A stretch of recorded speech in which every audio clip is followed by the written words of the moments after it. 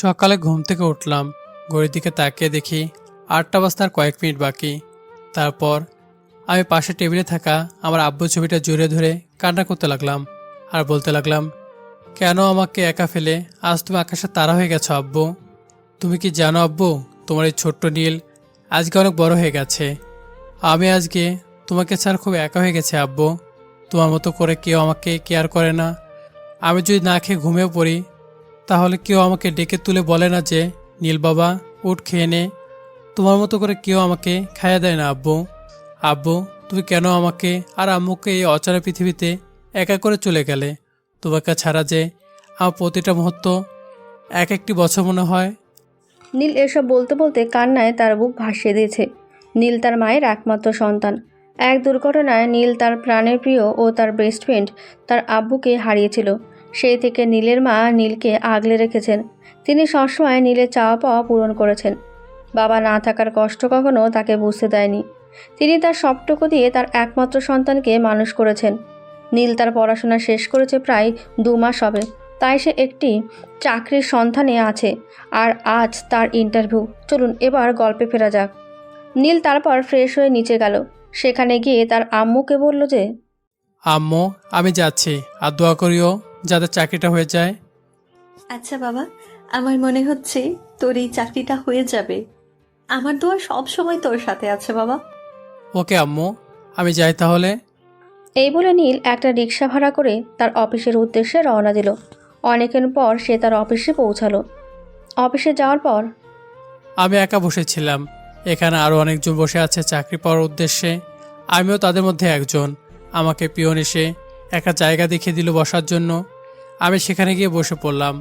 আমার মনের মাঝে কেন যে খুব ভয় কাজ করতেছিল যে চাকরিটা আমার আদৌ হবে কি না। একে একে সবার ইন্টারভিউ নেওয়া শেষ। এখন আমার ইন্টারভিউ নেওয়ার জন্য ভিতরে ডাকা হলো। আমি দরজার সামনে গিয়ে বললাম, may I come in ma'am? Yes, come in and take your seat, Mr. Neil. Neela হলো অফিসের বস, অর্থাৎ নীলের বস। তারপর আমি বসলাম আর উনি আমাকে বিভিন্ন রকমের প্রশ্ন করলেন। আমি আল্লাহর রহমতে সেগুলো সঠিক উত্তর দিতে পেরেছি। তারপর আমাকে আরও প্রশ্ন করা হলো। আমি তার সঠিক উত্তর দিতে পেরেছি। তারপর আমাকে বাইরে অপেক্ষা করতে বলা হলো। আমি সহ অনেকে বসে আছি রেজাল্টের অপেক্ষায়। অবশেষে সে চরম মুহূর্ত, রেজাল্ট প্রকাশ করা হলো। আমি সহ অনেকে সিলেক্ট হয়েছি। আমি তো রেজাল্ট পেয়ে অনেক খুশি। তারপর আমাকে আবারও ডেকে পাঠালো নীলা ম্যাডাম। আমি বললাম, ম্যাডাম আমি কি আসতে পারি? ও হ্যাঁ, মিস্টার নীল আসেন। আপনি কি গাড়ি চালাতে পারেন? পারি, কিন্তু অনেকদিন হলো চালাইনি। কিন্তু কেন ম্যাম? আপনাকে কোম্পানির পক্ষ থেকে একটি গাড়ি আর একটি ফ্লাইট দেওয়া হলো, তাই আপনাকে বললাম। আমি তো এই কথা শুনে অনেক খুশি। আমি তো এতই খুশি হয়েছিলাম যে খুশির ঠেলায় আমি ম্যামকে জড়িয়ে ধরেছিলাম। যখন দেখলাম আমি ম্যামকে জড়িয়ে ধরেছি, আমি তো খুব ভয় পেয়ে গিয়েছিলাম। কিন্তু নীলা ম্যাম বলল, এত খুশি হওয়ার কিছু নেই, কাজেও মন দিতে হবে। আর আপনি এখন যেতে পারেন। কাল ঠিক সময় অবশ্যই অফিসে চলে আসবেন। Okay ma'am. এই বলে নীল তার ফ্ল্যাটের আর গাড়ির চাবি নিয়ে আসলো। আজকে নীল অনেক খুশি। তার অনেক বছরের স্বপ্ন আজকে পূরণ হলো। সে তার বাবার স্বপ্ন পূরণ করতে পেরেছে। তারপর নীল একটা মিষ্টির দোকানে গিয়ে মিষ্টি নিল আর বাড়ির উদ্দেশ্যে রওনা দিল। এদিকে নীলার অফিসে তার পার্সোনাল সেক্রেটারি নীলাকে বলল, ম্যাম, যদি কিছু মনে না করেন তাহলে একটা প্রশ্ন জিজ্ঞাসা করতে পারি? হুম, অবশ্যই বলেন। আপনি কাউকে ফ্ল্যাট আর গাড়ি দিলেন না, কিন্তু নীল স্যারকে দিলেন। এটাই কিছুতে আমার মাথায় ঢুকছে না। আসলে আমি নীলা আর একটু হলেই সব বলে দিত। আসলে নীলা প্রথম দেখাতেই নীলকে তার মনের অজান্তেই ভালোবেসে ফেলেছে। তাই নীল যখন নীলাকে জড়িয়ে ধরেছিল তখন নীলা তাকে কিছু বলেনি। তারপর সে নিজেকে সামলে নিয়ে বলল, এমনি আমাদের অফিসের একটা ফ্ল্যাট ও গাড়ি ফাঁকা ছিল, তাই ওকে দিয়ে দিলাম। জি ম্যাম। এদিকে নীল তার বাসায় চলে এসেছে। তারপর তার আম্মু বলল, বাবা, তোর ইন্টারভিউ কেমন হলো? হ্যাঁ আম্মু, আমার চাকরিটা হয়ে গেছে। আমি আজকে খুব খুশি। আজকে থেকে আমাদের কষ্টের দিনগুলো শেষ। আমরাও আজকে থেকে সুখে শান্তিতে থাকতে পারবো। হ্যাঁ বাবা, আর বাইরে ওই গাড়িটা কার? খুশিতে আম্মুকে জড়িয়ে ধরে। আম্মু, ওই গাড়িটার ফ্ল্যাটের চাবিটা আমাকে অফিস থেকে দিয়েছে। আমরা কাল সে ফ্ল্যাটে যাবো আম্মু। ছেলের কপালে একটা ভালোবাসার চিহ্ন এঁকে দিয়ে বলল, যাক, তাহলে আজকের থেকে আমার সব দায়িত্ব শেষ। আমি তোকে তোর আব্বুর মনের মতো করে মানুষ করতে পেরেছি। তোর আব্বু তোকে যেভাবে যোগ্য সন্তান হিসেবে দেখতে চেয়েছিল, আমি ঠিক সেরকমই তোকে বানাতে পেরেছি। আমি তোর আব্বুর কথাও স্বপ্ন পূরণ করতে পেরেছি। আম্মু, আমার অনেক দিনের কষ্ট আজকে সফল হলো। বাবা, এখন আমার আর একটাই স্বপ্ন আছে। কি সেই স্বপ্ন আম্মু? ভালো একটা মেয়ে দেখে তোর বিয়ে দিয়ে দেওয়া। আম্মু, তুমি আবার শুরু করলা? এই কথাটা বললেই দোষ? আচ্ছা যা, ফ্রেশ হয়ে নিচে আয়, আমি খাবার দিচ্ছি। ওকে আম্মু। আমি আর কোনো কথা না বাড়িয়ে নিজের রুমে চলে আসলাম। তারপর ফ্রেশ হয়ে নিলাম আর নিচে গিয়ে কিছু খেয়ে নিয়ে ছাদে চলে আসলাম। আমি ছাদে গিয়ে আকাশের তারাগুলোর দিকে তাকিয়ে আছি আর বলছি যে, আব্বু, তুমি কি জানো আমি আজকে তোমার স্বপ্নে নীল হতে পেরেছি? আমি তোমাকে দেওয়া কথাটা রাখতে পেরেছি, কিন্তু এই খুশির দিনেও আমার মনে শান্তি নেই, কারণ তুমি নেই আমাদের কাছে। এসব বলতে বলতে নীলের অজান্তেই তার চোখ দিয়ে অঝরে পানি পড়তে লাগলো। তারপর নীল তার রুমে গিয়ে শুয়ে পড়ল। এদিকে নীলা ভাবছে নীলের সাথে কিভাবে কথা বলা যায়। অফিসের নাম্বার দিয়ে ফোন দিলে তো সে বুঝতে পেরে যাবে। এসব ভাবতে ভাবতে সেও ঘুমিয়ে পড়ল। কাল সকালে নীল সকালে ঘুম থেকে উঠে তার তার বড়শির সকল জিনিসপত্র গোছাতে লাগলো। সাথে তার মা তাকে সাহায্য করতে লাগলো। এবার কিছুক্ষণ যাওয়ার পর নীল দেখলো তার অফিসের সময় হয়ে গেছে, তাই সে তার মাকে বলল এগুলো গুছাতে। তারপর সে কিছু লোক ভাড়া করে তার বাড়িতে ডেকে আনে, যাতে তাদের জিনিসপত্রগুলো তাদের নতুন বাড়িতে নিয়ে যেতে পারে। তারপর নীল হালকা পাতলা কিছু খেয়ে চলে গেল অফিসে। যখন নীল অফিসে ঢুকছিল তখন অফিসের সকল স্টাফ তার দিকে হাঁ করে তাকিয়েছিল, কারণ কালো কোট আর ইঙ্কারা শার্ট আর প্যান্টে তাকে কোনো নায়কের থেকেও কম লাগছিল না। তার অফিসের পিয়ন তাকে তার জায়গাটা দেখিয়ে দিল। তারপর আমি আবার ডেস্কে গিয়ে বসলাম। কিছু ফাইল ছিল, সেগুলো নাড়াচাড়া করছিলাম। তখন পিয়ন এসে বলে গেল যে ম্যাডাম নাকি আমাকে ডেকেছেন। আমি ম্যাডামের রুমের সামনে গিয়ে বললাম, ম্যাম, আমি কি আসতে পারি? আরে মিস্টার নীল যে, আসুন আসুন। তারপর নীল ভেতরে প্রবেশ করলো। তাকে দাঁড়িয়ে থাকতে দেখে নীলা আবার বলল, আরে দাঁড়িয়ে আছেন কেন, বসেন। জি ম্যাম, এখন বলুন আমাকে এখানে ডাকার কারণ কি? কেন, আমি কি আপনাকে এখানে কোনো কারণ ছাড়া ডাকতে পারি না? আর তাছাড়া আপনি এখানে নতুন, তাই আপনাকে আমি সব বুঝিয়ে দিতে চাইছিলাম, তাই আপনাকে এখানে ডেকেছিলাম। ও সরি ম্যাম। It's okay. তারপর নীলা ম্যাম সব কাজ বুঝিয়ে দিলেন আর সাথে কিছু ফাইল দিলেন কমপ্লিট করার জন্য। আমি সেগুলো নিয়ে আমি আমার কেবিনে এসে বসে পড়লাম আর ফাইলগুলো দেখতে লাগলাম। আর এদিকে নীলা নীলের যাওয়ার দিকে তাকিয়ে আছে। আজকে নীলকে দেখে সে আবারও ক্রাশ খেলো, কারণ নীলকে আজ খুব সুন্দর লাগছিল। তারপর নীলা নিজেকে সামলে নিয়ে আবারও নিজের কাজে মন দিতে লাগলো। নীলের কেবিনটি একদম নীলার কেবিনের সামনে, তাই নীলার কেবিন থেকেই নীলকে স্পষ্ট দেখা যায়। নীল ডেস্কে আসার পর ফাইলগুলো তো নিয়ে আসলাম, কিন্তু আমি ফাইলের তো কিছু বুঝতে পারছি না, এখন কি হবে? আমি এগুলো ভাবছিলাম, তখন আমার পাশের কেবিন থেকে একটা মেয়ে বেরিয়ে এলো আর বলল, হাই, আমি রিমঝিম। আমাদেরকে বন্ধুতে হাত বাড়িয়ে দিয়ে। হাই, আমি নীল। ওর সাথে হাতটা মিলিয়ে নিলাম। আপনাকে খুব চিন্তিত দেখাচ্ছিল, তাই আমি আমার কেবিন থেকে বেরিয়ে আসলাম আপনাকে সাহায্য করার জন্য। এখন বলুন কি সাহায্য লাগবে? নীল আর রিমঝিম এগুলো বিষয় নিয়ে কথা বলছিল, আর অন্যদিকে নীলা এগুলো দেখে রাগে একদম টমেটোর মতো লাল হয়ে গেছে। তাও নিজেকে সামলে রেখে দেখতে লাগলো। আসলে আমি ফাইলগুলোর কাজ বুঝতেছি না। আচ্ছা আসুন, আমি আপনাকে বুঝিয়ে দিচ্ছি। তারপর রিমঝিম আমাকে কাজগুলো বুঝিয়ে দিতে লাগলো। খুব মিশুক প্রকৃতির মেয়ে ও। এই অল্প সময়ে আমার সাথে অনেকটা মিশে গেছে।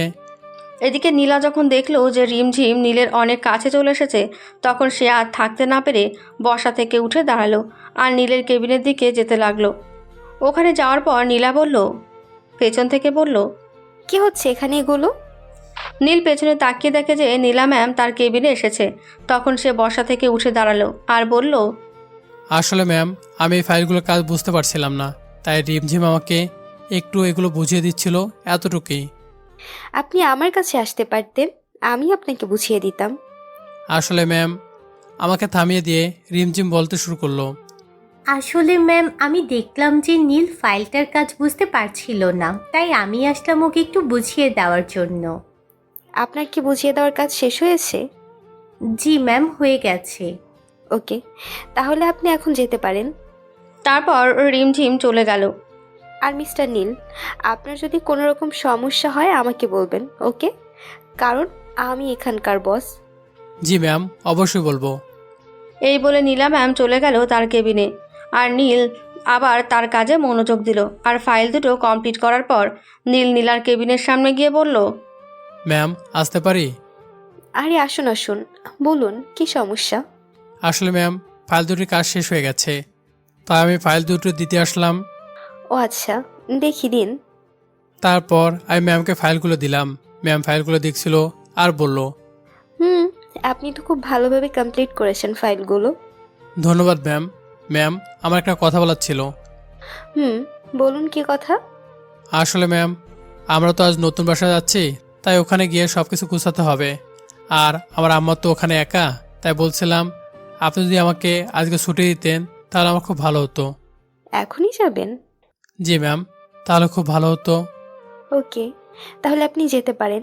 আর হ্যাঁ, আমি অফিস শেষে আপনাদের ফ্ল্যাটে যাব। আপনি আমাদের ফ্ল্যাটে আসবেন?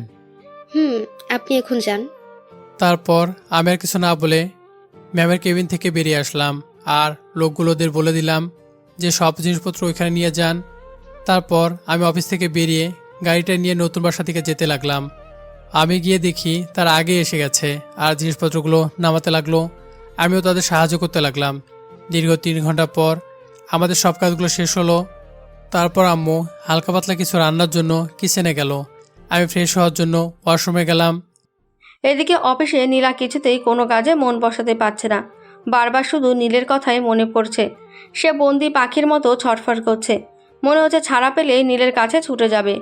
অফিস শেষ করে নীলা নীলের বাড়িতে গেল। কলিং বেল চাপ দেওয়ার পর, আরে ম্যাম, আপনি হুম, এখনও তো অফিসের সময় শেষ হয়নি, তাহলে এত তাড়াতাড়ি আসলেন? আসলে আমার অফিসে একদম মন বসছিল না, তাই চলে আসলাম। ভালো করেছেন এসে। আসুন, ভিতরে আসুন। তারপর নীলা ম্যাম বাসার চারদিক ঘুরে দেখতে লাগলো। আমি নীলা ম্যাডামকে চারদিক ঘুরে দেখাচ্ছিলাম। তখন আম্মু আসলো আর নীলা ম্যামকে আমার সাথে দেখে বলল, আরে নীল, কে এই মেয়েটি? কেন আম্মু? আমি তোমাকে যার কথা বলেছিলাম। তাহলে এই কি সেই মেয়ে যে তোকে চাকরিটা দিয়েছে? হুম, ইনি হলেন আমাদের অফিসের বস, মিস নীলা। আর নীলা ম্যাম, ইনি হলেন আমার একমাত্র চোখের মণি, আমার প্রাণের প্রিয় আমার আম্মু। তারপর নীলা বলল, আসসালামু আলাইকুম আন্টি, কেমন আছেন আপনি? আমরা কেমন থাকতে পারি বলো? আমার কথা বাদ দাও, তুমি কেমন আছো বলো? তোমার বাসার সবাই কেমন আছে? জি আন্টি, আমার বাসায় সবাই ভালো আছে, আর আমিও ভালো আছি।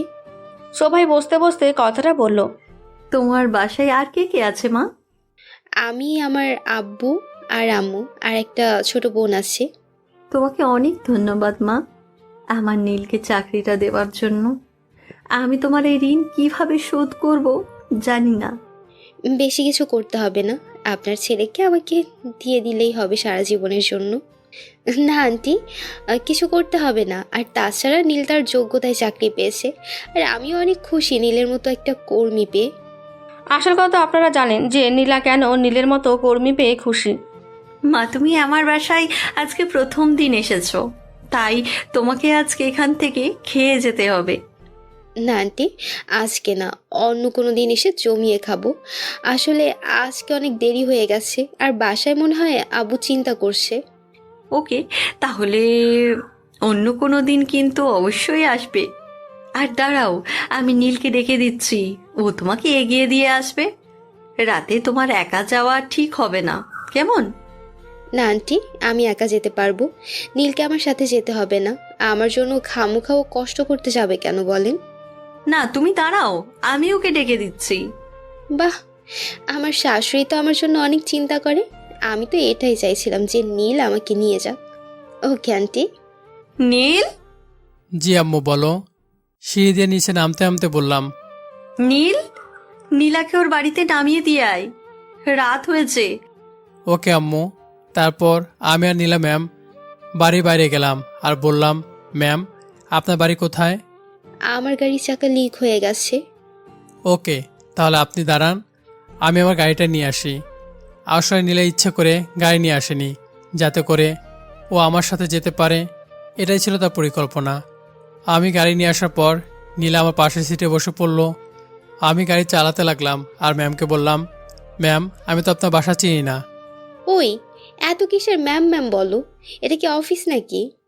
আরে, আপনি তো অফিসের বস, তাই আপনাকে ম্যাম বলবো না তো কি বলবো?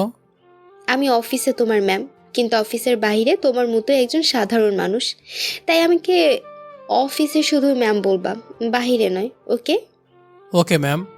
তুমি আবার ম্যাম বললা? তোমার মাথায় কোনো কথা ঢোকে না নাকি? আসলে অভ্যাস নাই তো, তাই একটু দেরি হবে। Good boy. আচ্ছা নীল, তুমি যদি কিছু মনে না করো, তাহলে কি আমি তোমাকে একটা প্রশ্ন জিজ্ঞাসা করতে পারি? বলেন। তুমি কি কাউকে ভালোবাসো, মানে কাউকে পছন্দ করো? না, আসলে জীবনে নিজেকে প্রতিষ্ঠিত করার জন্য এত কষ্ট আর পরিশ্রম করেছি যে এই ভালোবাসা নামক জিনিসটা কি তা জানার সময় পাইনি। ইস, মিথ্যা কথা বলো কেন? দেখে তো মনে হচ্ছে অনেক মেয়ের সাথে রিলেশন করেছো। এখন কিন্তু বেশি হয়ে যাচ্ছে। আরে, আমি তো এমনি মজা করলাম, রেগে যাচ্ছ কেন? এখন নামুন। মানে তুমি কি আমার রাস্তায় নামিয়ে দেবে? একবার জানালা দিয়ে তাকিয়ে দেখেন, আপনার বাসা চলে এসেছি। ও ঠিকই তো, আমি খেয়াল করিনি। গাড়ি থেকে নামতে নামতে বলল। তারপর নীলা ম্যাম গাড়ি থেকে নেমে আমাদেরকে তাকিয়ে একটা পাগল করার মতো মুচকি হাসি দিয়ে চলে গেল। আমি শুধু তাকিয়ে আছি তার ওই হাসির দিকে। আমি বুঝলাম না এখানে হাসি কারণটা কি। আমি তো কোনো মজার কিছু বলিনি। আমি আর অত কিছু না ভেবে গাড়ি ঘুরে বাসা চলে আসলাম। কি রে, নামিয়ে দিয়ে আসলি? আসলাম। ওকে, তাহলে এখন তোর রুমে গিয়ে শুয়ে পড়, কাল তো ফের অফিস যেতে হবে। নীল আর কিছু না বলে নিজের রুমে চলে গেল। আর যেই ও বিছানায় শুতে যাবে ঠিক তখনই তার ফোনটি বেজে উঠল। ফোনটি রিসিভ করে নীল বলল, হ্যালো, কে বলছেন? ও পাশ থেকে একটি মেয়ে কথা বলতে শুরু করলো। আমি কি সেটা না হয় আপনার না জানাই থাক। আজব তো, আপনি আমাকে ফোন করেছেন আর আমি শুনবো না কে আপনি? কেন? আমি কে না জেনে আমার সাথে কথা বলা যাবে না? না, বলা যাবে না। তাই ফোন কেটে দিয়ে ঘুমিয়ে পড়লাম। নীলার কেবিনের দরজার সামনে গিয়ে বললাম, ম্যাম, আসতে পারি? আরে তুমি আসো আসো, আমি তোমাকে কতবার বলেছি আমার কেবিনে আসলে আমার পারমিশন নিতে হবে না। যতই হোক, এটা অফিস, তাই রুলস তো ফলো করতে হবে, তাই না? তোমার মা ঠিকই বলে, তোমার সাথে কথা বলে কেউ পারবে না। আচ্ছা শোনো, আমি তোমাকে একটা কথা বলার জন্য ডেকেছিলাম। বলো, কি বলবা? কালকে আমাদের অফিস থেকে একটা ট্যুর আসছে, তাই তোমাকে আগে বললাম। ওকে, কিন্তু কোথায় যাবে সেটা কি আগে ঠিক করেছো? আমরা ঠিক করেছি আমরা সবাই মিলে কক্সবাজার যাব। আমি তোমাকে আগে বললাম কারণ আমি চাই। নীলা কথাটা বলতে গিয়ে আটকে গেল। বলো, আটকে গেলে কেন?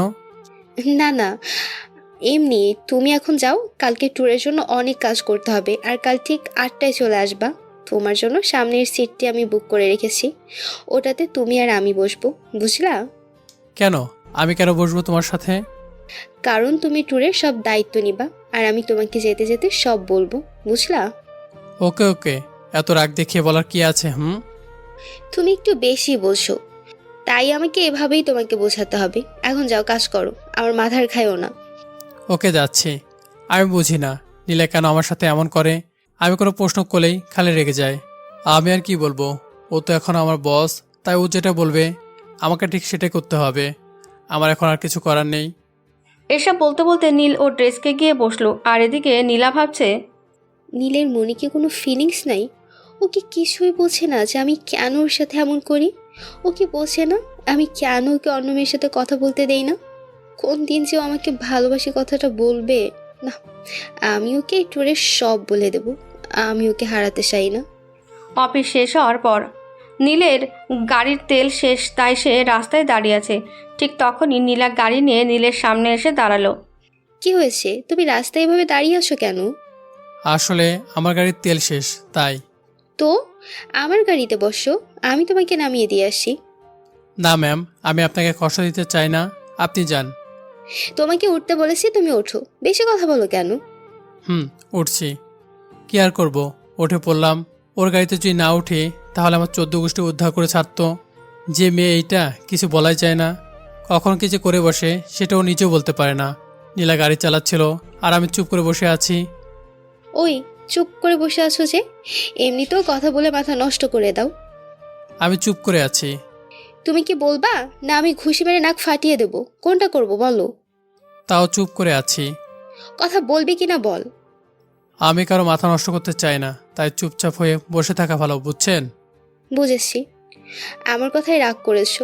আসলে তখন অফিসে এমনিতে ট্যুর নিয়ে চিন্তায় ছিলাম, আর তুমি যেই সেই প্রশ্ন করছিলা, তাই আমি তখন রেগে গিয়েছিলাম। প্লিজ রাগ করিও না। আমার হাতের উপর হাতটা রেখে কথাটা বলল। আর কিছু বলার আছে? নীল, আমাকে ক্ষমা করে দাও। আমি আর কখনো তোমার সাথে এমন করবো না। আমার বাসা চলে এসেছে, গাড়িটা থামান, আমি নামবো। তারপর নীলা গাড়ি থামালো, আমি নেমে যেতে লাগলাম। আর তখনই নীলা আমাকে পিছন থেকে জড়িয়ে ধরলো। আমি তো রীতিমতো অবাক হয়ে গেলাম যে আমাকে কেন জড়িয়ে ধরেছে। আবার জড়িয়ে ধরে কান্না করতে লাগলো। আমি ওর কাছ থেকে নিজেকে ছাড়িয়ে নিয়ে ওকে আমার দিকে ঘোরালাম আর বললাম, আরে তুমি এগুলো কি করছো? তোমার কি মাথা ঠিক আছে? তুমি আমাকে ক্ষমা করে দাও প্লিজ। আমি তো বললাম যে আমি তখন ইচ্ছে করে বলিনি। আরে আমি তো তোমার সাথে মজা করেছিলাম, এতে কান্না করা কি আছে? কুত্তা, তুই আমাকে খামোকা কাঁদালে। আমি কি বলেছি কান্না করতে? কুত্তা। এখন যান, আর আমি ঠিক 8টার মধ্যে পৌঁছে যাব। ওকে? ওকে, গুড নাইট। ওকে, গুড নাইট। এই বলে নীলা চলে গেল। আমি আর কিছু না বলে ওয়াশরুমে এসে ফ্রেশ হয়ে ঘুমিয়ে পড়লাম। কাল সকালে উঠে ঘড়ির দিকে তাকিয়ে দেখি 7টা বাজে। আমি উঠে ফ্রেশ হয়ে নিলাম, আর কিছু খেয়ে নিলাম। তারপর চলে গেলাম অফিসে। গিয়ে দেখি নীলা সবার সাথে কথা বলছিল। আমি গিয়ে যখনই বাসের সিটে বসতে যাব, ঠিক তখনই ও আমার কাছে আসলো আর বলল, তুমি এই সিটে বসো, ওইটা তোমার আর আমার জন্য। ওকে, তুমি বসো, আমি একটু আসছি। ওকে। তারপর আমি এগিয়ে বসলাম, আর সাথে সাথে ওই রিমঝিম আমার পাশে এসে বসলো, যাকে নীলা দেখতে পারে না। নীলা আসার পর, মিস রিমঝিম, আপনি এখানে কেন? দেখছেন না এখানে কার নামে সিটটি বুক করা আছে? ম্যাম, বাসে তো অনেক সিট আছে তাই না? তাহলে আপনি একটাতে গিয়ে বসে পড়ুন, তাহলেই তো হয়। না, এই ট্যুরের সকল দায়িত্ব নিবে মিস্টার নীল, তাই আমি পথে যেতে সব ওনাকে বুঝিয়ে বলবো। আপনি প্লিজ অন্য একটি সিটে গিয়ে বসেন। ওকে ম্যাম, আমি যাচ্ছি। যা তাড়াতাড়ি, লুচ্ছি একটা, খালি অন্যের জিনিসের দিকে নজর। না, নীলকে আমি এই ট্যুরে সব বলে দেব, না হলে জানি না এই লুচ্চিটা কি করবে আমার নীলের সাথে। আর নীল তো একটা হাদারাম, যা বলবে সেটাই বুঝবে। নীলা তারপর নীলের পাশে গিয়ে বসলো। তারপর বাস চালক বাস চালাতে শুরু করলো। এদিকে কেউ কাউকে কিছু বলছে না, দুজনের মাঝে নীরবতা কাজ করছে। অবশেষে নীল সাহস করে বলতে লাগলো, আপনি মেয়েটার সাথে এমন না করলেও পারতেন। দেখছেন মেয়েটি মন খারাপ করে বসে আছে। আহা, এত কষ্ট ওর জন্য, আর আমার জন্য কিছু না। আর শোনো, আমি আমার জিনিসে অন্য কাউকে ভাগ বসাতে দেই না। মানে তুমি কি বলতে যাচ্ছ? আমি তোমার জিনিস? না, মানে এই সিটটি হলো আমার বুক করা, তাই আমি এতে অন্য কাউকে বসতে দেবো কেন? তোমাকে আমি আজ পর্যন্ত বুঝতে পারলাম না। আর বুঝতে হবে না। তাহলে এখন কাজে কথায় আসি। কাজের কথা মানে কি বলতে চাচ্ছ? কেন তুমি না বললে আমাকে ট্যুরের সব দায়িত্ব নিতে হবে? তোমাকে কিছুই করতে হবে না, যা করার আমি করব। তাহলে তখন যে বললে সেগুলো কি মিথ্যে ছিল? মিথ্যা ছিল। যদি ওইটা না বলতাম তাহলে তো তুমি আমার সাথে একসাথে এক সিটে বসতে না। কি? তুমি খুব খারাপ। তোমাকে পেতে হলে যদি আমাকে শয়তান বা খারাপ হতে হয়, তাহলে ওইটা হতেও আমি এক মুহূর্ত চিন্তা করব না। নীলা আরও অনেক কথা বলল যেতে যেতে।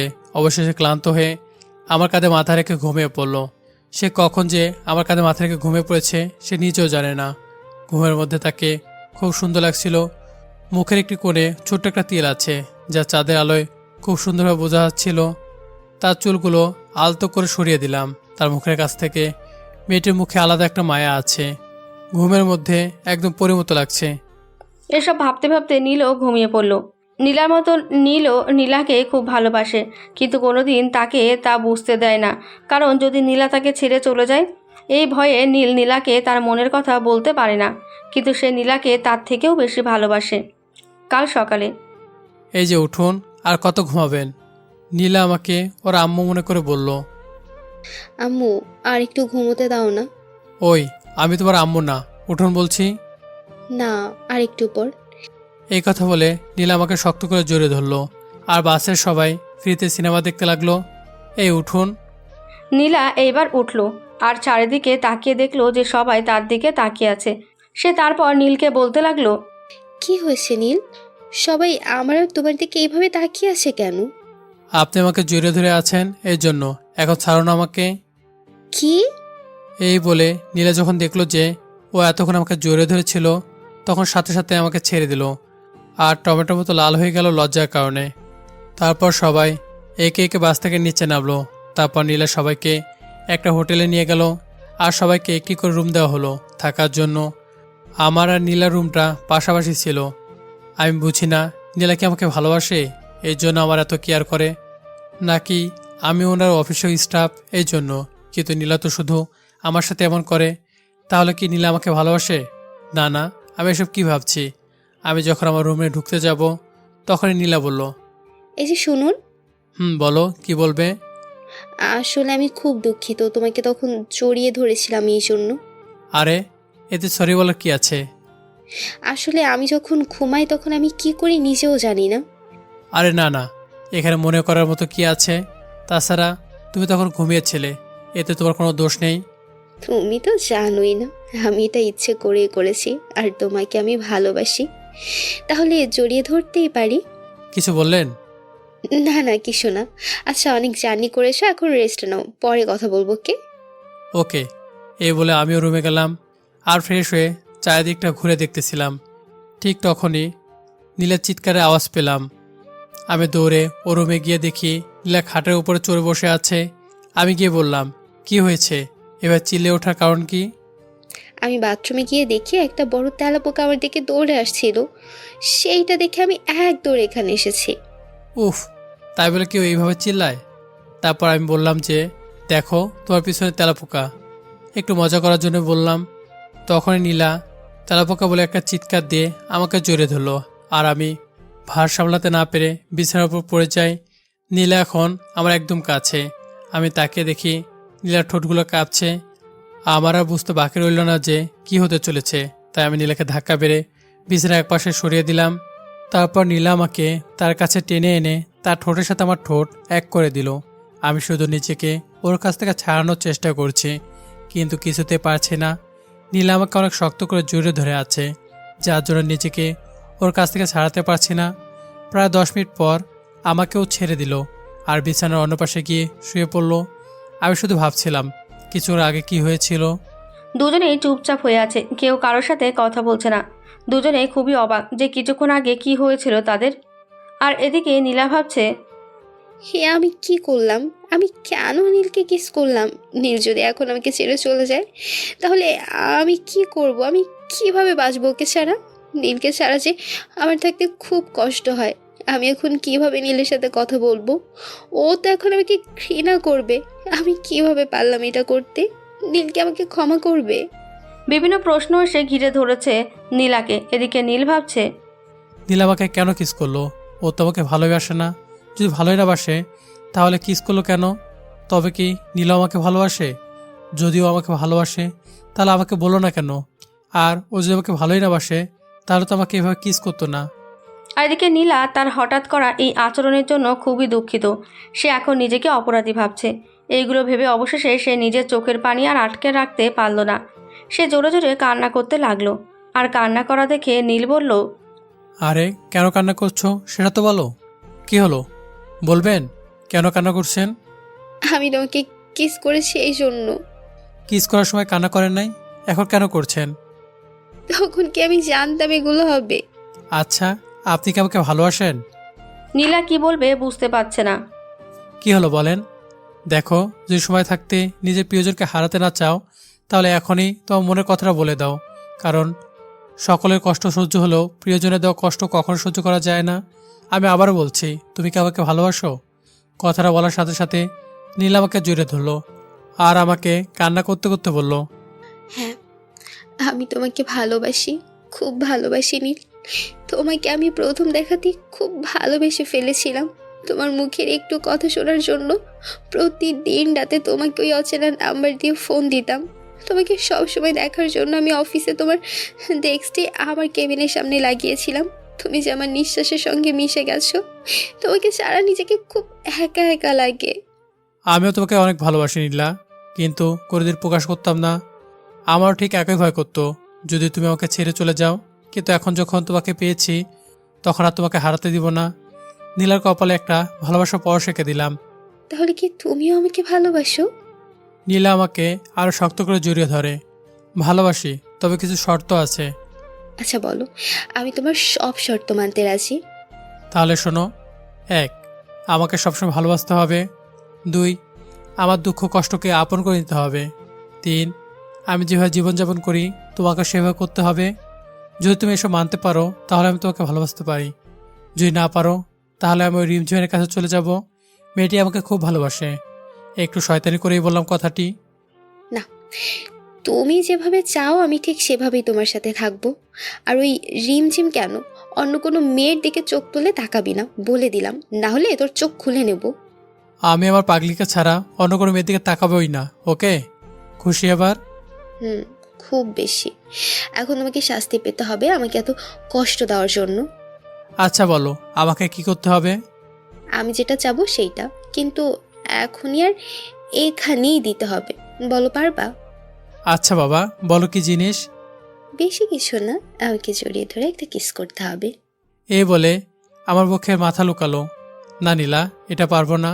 একটু মজা করার জন্য বললাম। কি বললে? দাঁড়াও, তোমাকে আমি। এই বলে আমাকে এক ধাক্কায় বিছানায় ফেলে দিল আর আমার উপর চড়ে বসলো। আরে কি করছো, লাগছে তো? লাগু, আরো বেশি করে লাগু। এই বলে সে আমার দিকে এগিয়ে আসতে লাগলো। শিকারি যেমন তার শিকারের দিকে এক দৃষ্টিতে তাকিয়ে থাকে, ঠিক তেমনি নীলা আমার ঠোঁটগুলোর দিকে এক দৃষ্টিতে তাকিয়ে আছে। মনে হচ্ছে এখনই বুঝি আমার ঠোঁটগুলো শিকার করবে। নীলাটা ঠোঁটগুলো নিয়ে আমার ঠোঁটের দিকে এগিয়ে আসলো আর ওর ঠোঁটগুলোর সাথে আমার ঠোঁট চেপে ধরলো। আসলে ভালোবাসা মানুষগুলো ছোঁয়ার মধ্যে অন্যরকম একটা অনুভূতি রয়েছে, যা পৃথিবীর অন্য কোনো কোথাও খুঁজে পাওয়া যাবে না। কোটি কোটি টাকা দিয়েও এই সুখ পাওয়া যাবে না। আমার মনে হচ্ছে আজকে আমি পৃথিবীর সুখী মানুষদের মধ্যে একজন। অবশেষে আমি নীলাকে ছেড়ে দিলাম। তারপর নীলা বলল, কি হলো, ছেড়ে দিলা কেন? এখন আর না, আমি অনেকক্ষণ হলো তোমার রুমে এসেছি আর আমি আমার রুমের দরজাটা খুলে রেখে চলে এসেছি। এখন কেউ যদি এসে আমাকে রুমে না দেখতে পায় তাহলে কি মনে করবে বলো? তাই আমি যাচ্ছি, আবার পরে আসবো বাবু। ওকে? যাওয়াটা কি খুব জরুরি বাবু? তুমি এমনভাবে বলছো মনে হচ্ছে আমি অনেক দূরে চলে যাচ্ছি। আমি তো তোমার পাশের রুমে আছি। আচ্ছা যাও তাহলে, আর সকালে একসাথে খাওয়া দাওয়া করবো, চলে আসিও। আচ্ছা বাবু। ওর কপালে একটা কিস দিয়ে চলে আসলাম। কাল সকালে এই নীল, ওঠো ওঠো, আর কত ঘুমাবা? নীলা বাহির থেকে ডাকছে। আমি চুপচাপ হয়ে আছি। এই নীল, দরজা খোলো। তার কিছুক্ষণ পর আমি গিয়ে দরজাটা খুলে দিলাম। এত সকালে তুমি এখানে? এখনো কি সকাল আছে? দেখো তো ভালো করে, তুমিও না আর ভালো হবে না। ও মা, ঠিকই তো, 9টা বেজে গেছে। এখন তাড়াতাড়ি করে ফ্রেশ হয়ে আসো, আমি অপেক্ষা করছি। কোথায় যাব? কাল রাতে বলেছিলাম না যে একসাথে খাওয়া দাওয়া করব, তোমার মনে নেই? ও হ্যাঁ, মনে পড়েছে। আচ্ছা তুমি ওয়েট করো, আমি ফ্রেশ হয়ে আসতেছি। তারপর আমি ফ্রেশ হওয়ার জন্য গেলাম। আমার ফ্রেশ হওয়ার শেষে দেখি আমি কাপড় আনতে ভুলে গেছি। এখন কি হবে? আমি নীলাকে ডাকতে লাগলাম, তুমি কি আছো? তোমার ফ্রেশ হওয়া হলো? এই শোনো না, আমি কাপড় আনতে ভুলে গেছি। তুমি কি আমার কাপড়গুলো দিয়ে যাবে প্লিজ? তোমার কোন কথাটা ভালো করে মনে থাকে বলো? এই দাও না প্লিজ, আমার খুব ঠান্ডা করতেছে। দিতে পারি, যদি তুমি আমার একটা শর্ত মানতে পারো। তুমি কিন্তু সুযোগের সদ্ব্যবহার করতেছো। কেন করব না? তোমাকে আমি এখন হাতের কাছে পেয়েছি, তাই সুযোগের সদ্ব্যবহার করতেই হবে। আচ্ছা কি সত্য বলো? ভাবতে ভাবতে বললো। আমাকে জড়িয়ে ধরে একটা কিস করতে হবে এখনই। না, আমি এখন সব করতে পারবো না। তাহলে আজকে সারা দিন ওখানেই থাকো, আমি তোমাকে কাপড় দেব না। ওকে ওকে, আমি রাজি, কিন্তু বাথরুম থেকে বের হওয়ার পর। ওকে। নীলা আমাকে কাপড়গুলো দিল আর আমি সেগুলো পরে নিলাম বাথরুম থেকে বের হওয়ার পর। এখন আমাকে আমার কিস দাও। এই, তোমার কি কিস ছাড়া অন্য কোনো কাজ নেই? না নেই, এখন কি তুমি দিবা? এই কথা বলার পর নীলা আমার দিকে এগিয়ে আসতে লাগলো আর আমার কাছে এসে তার হাত দুটো আমার কাঁধের উপর রাখলো আর আমার দিকে এক নজরে তাকিয়ে আছে। আমিও তার চোখে দিকে তাকিয়ে আছি। মনে হয় নীল আমাকে কিছু বলতে যাচ্ছে। মনে হয় কেউ যেন সময়টাকে আটকে রেখেছে। আমি তাকিয়ে দেখি নীলা গোলাপি ঠোঁট দুটো কাঁপছে, হয়তো ভালোবাসার ছোঁয়া পাওয়ার জন্য। আমি আর কিছু না ভেবে তার ঠোঁট দুটোর সাথে আমার ঠোঁট এক করে দিলাম। এইভাবে কিছুক্ষণ চলতে লাগলো। কিছুক্ষণ পর আমি নীলাকে ছেড়ে দিলাম। কুত্তা শয়তান, এতক্ষণ ধরে তো বলছিলাম, তখন বললি না পারবো না, আবার এখন নিজে কিস করলি। যদি জানতাম আগে তাহলে তোমাকে বলতে হতো না। চুপ কর শয়তান, আর একটাও কথা বলবি না। এমন সময় রিমঝিম এসে হাজির। আমরা তো তাকে দেখে ভয় পেয়ে গিয়েছিলাম। আর একটু আগে আসলে তো মান সম্মান সব নষ্ট হয়ে যেত। আরে তুমি এখানে হঠাৎ? আমি তো তোমাকে খাওয়া করার জন্য ডাকতে আসছিলাম, কিন্তু ম্যাম আপনি এখানে কেন? নীলাকে উদ্দেশ্য করে বলল। আসলে আমি ওকে ডাকতে এসেছিলাম। ও আচ্ছা। আরে নীল, তোমার ঠোঁটে লিপস্টিক কোথা থেকে এলো? এই যা, সব ফাঁস হয়ে গেল। সবাই নীলার দোষ।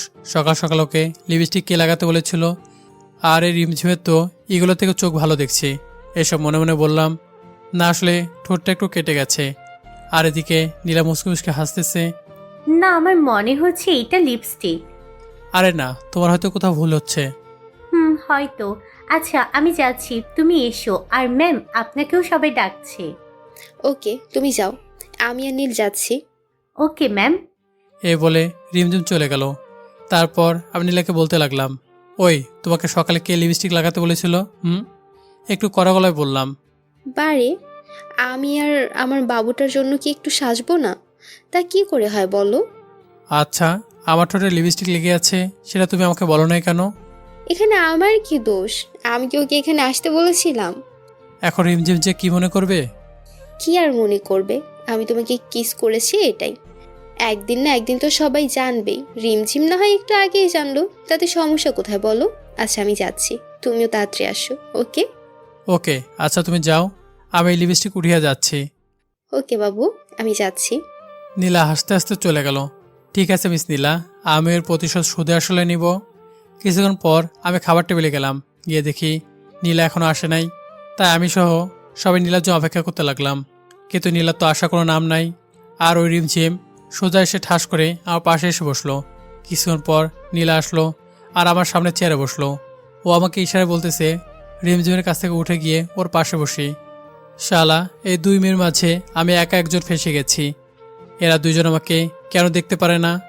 কি আর করার, নীলার পাশে বসলাম। সবাই খাওয়া ছেড়ে আমার দিকে তাকিয়ে আছে। মনে হচ্ছে আমি কোনো ভূত।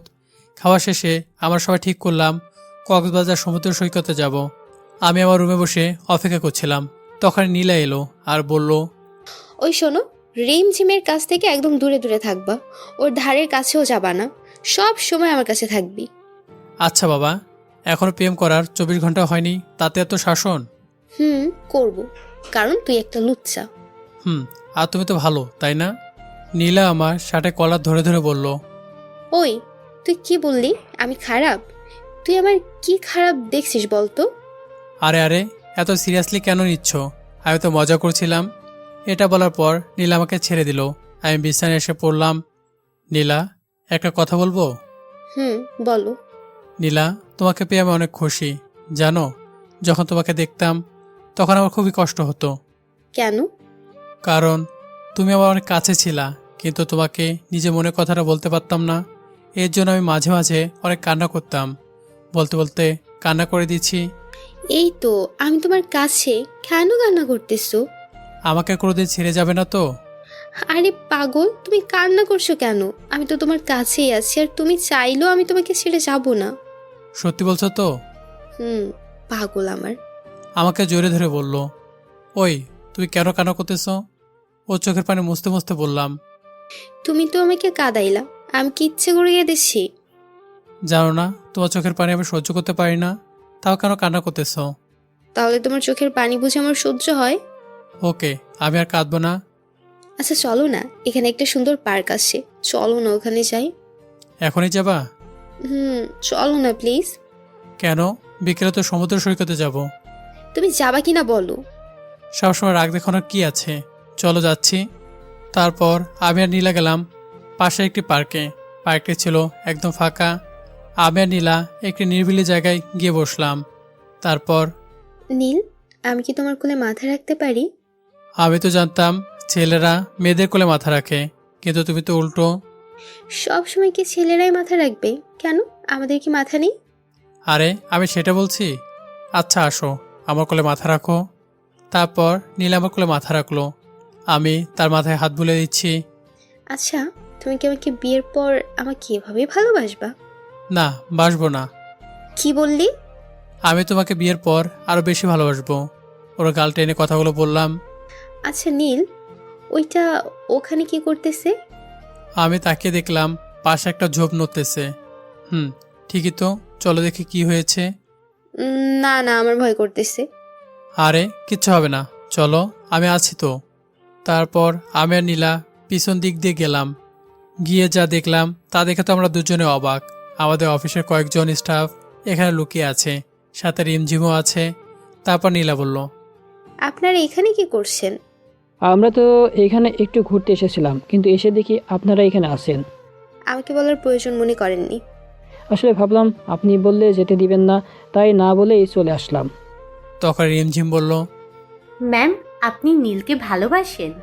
কি মেরে বাবা, বসকে কেউ কি এগুলো কথা বলে? মনে মনে কথাটা বললাম।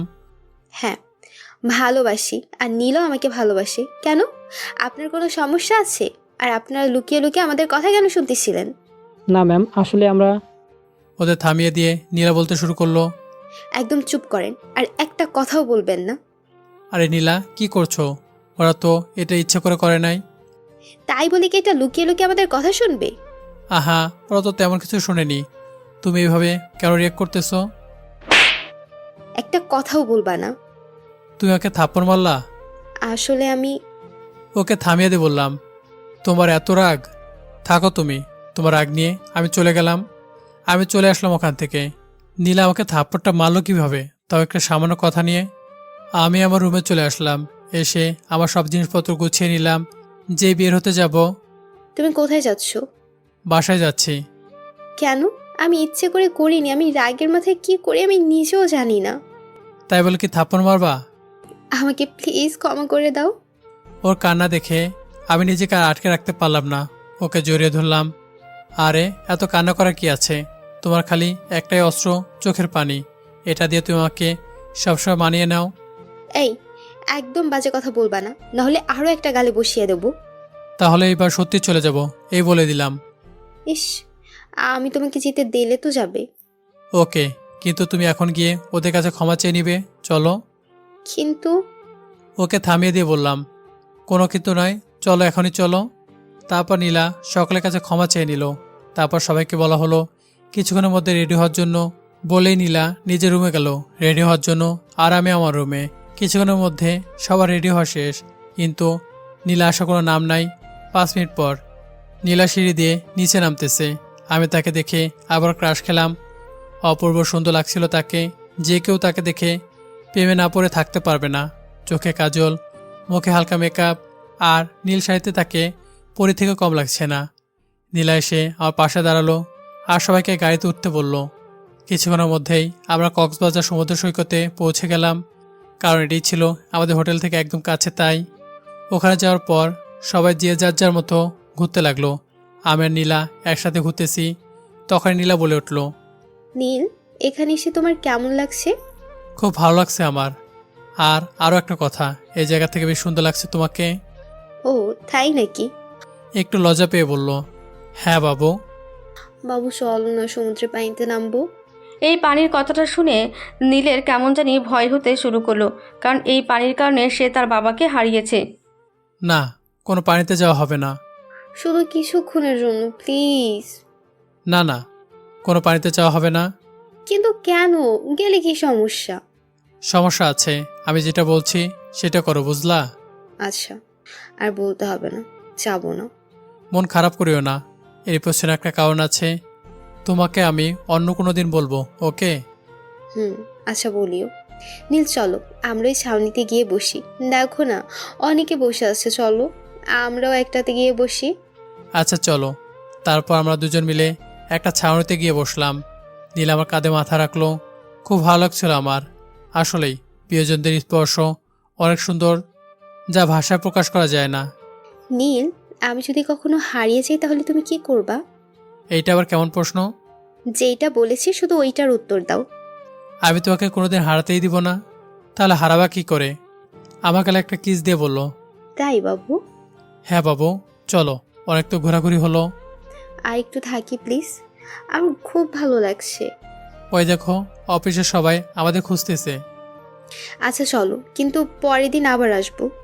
আচ্ছা বাবা, এখন চলো। চলো। তারপর আমরা দুজন মিলে অফিসের সকলের কাছে গেলাম। ওখানে গিয়ে সবাই বলল ওরা নাকি আইসক্রিম খাবে, তাই তারা আইসক্রিম আনতে গেল। আমি আর নীলা এক জায়গায় বসে আছি। তখনই আমার ফোনটা বেজে উঠলো। আমি ফোনে স্ক্রিনে দেখে তাকিয়ে দেখি আম্মু ফোন করেছে। তাই আমি নীলাকে ওখানে বসিয়ে রেখে আম্মুর সাথে কথা বলার জন্য একটু বাইরে গেলাম। 10 মিনিট পর 10 মিনিট পর নীল ফিরে এলো আর এসে দেখে নীলা এখানে নেই। নীল ভাবলো নীলা হয়তো অফিসের স্টাফদের কাছে গেছে, তাই সে বেশি মাথা ঘামালো না। কিন্তু যখন অফিসের সকলে তার কাছে আসলো তখন সে দেখলো নীলা তাদের সাথে নেই। তারপর নীল বলল, আপনারা এখানে, তো নীলা কই? আমাদের সাথেই তো নীলা ম্যাম ছিল না, আর মামা তো আপনার সাথেই ছিল। আমার একটা জরুরি ফোন এসেছিল, তাই আমি ওকে এখানে বসে রেখে কথা বলতে গিয়েছিলাম। আর এসে দেখি ও এখানে নেই। তাই আমি ভাবলাম আপনাদের কাছে গেছে, কিন্তু এখন তো দেখছি আপনাদের কাছেও নেই। মুহূর্তের মধ্যে সব আনন্দ মাটি হয়ে গেল। সবাই নীলাকে খোঁজার জন্য এদিক সেদিক ছড়িয়ে পড়ল।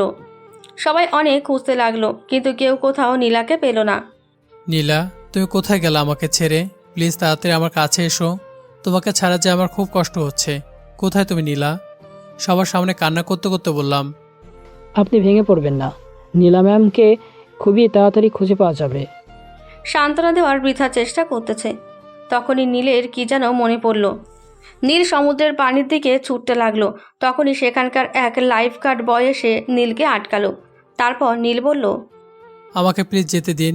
নীলা হয়তো পানিতে আছে, কারণ ও আমাকে বলেছিল যে ও পানিতে নামবে, কিন্তু আমি মানা করে দিছি। আমাকে প্লিজ যেতে দিন। আমি কান্না করতে করতে বললাম। আমরা আপনাকে জেনে শুনে মৃত্যুর মুখে ঠেলে দিতে পারি না, আর পানিতে এখন স্রোত। আপনি চুপ করেন। একটা মেয়ে পানিতে গেল আর আপনার কেউ তাকে আটকালেন না। এখন আমাকে আটকাতে এসেছেন? যান এখান থেকে। আমি আমার নীলাকে একা খুঁজবো। আপনি কিভাবে এত নিশ্চিত হচ্ছেন যে উনি পানিতে গিয়েছিলেন? আপনারা কিছু করবেন না আমি কিছু করব? না, আপনাকে কিছু করতে হবে না, যা করার আমরাই করব। তারপর সকল লাইফ গার্ড বয় একসাথে হয়ে নীলাকে খুঁজতে লাগলো। অনেকক্ষণ ধরে খোঁজার পর একজন লাইফ গার্ড বয় নীলাকে খুঁজে পায়। তারপর নীলাকে নীলের কাছে আনা হলো। নীলার কোনো জ্ঞান নেই, বেঁচে আছে না মারা গেছে তাও বুঝতে পারছে না। নীলার এই অবস্থা থেকে নীল কিছুতেই নিজেকে সামলাতে পারছে না। সবাই তাকে বোঝানোর চেষ্টা করছে, কিন্তু নীল শুধু কেঁদেই চলেছে। এই নীলা, উঠো না প্লিজ। এই দেখো আমি এখানে। একবার চোখটা খুলে দেখো। তুমি না বলেছিলে আমার চোখের পানি তোমার সহ্য হয় না? তাহলে আমাকে কেন এখন কাঁদাচ্ছ? আমাকে কেন কষ্ট দিচ্ছ? এই নীলা, উঠো না। একটিবার তুমি চোখটা খোলো। আমি কান্না করতে করতে কথাগুলো বললাম। আপনি প্লিজ নিজেকে সামলান, ওনার কিছু হবে না।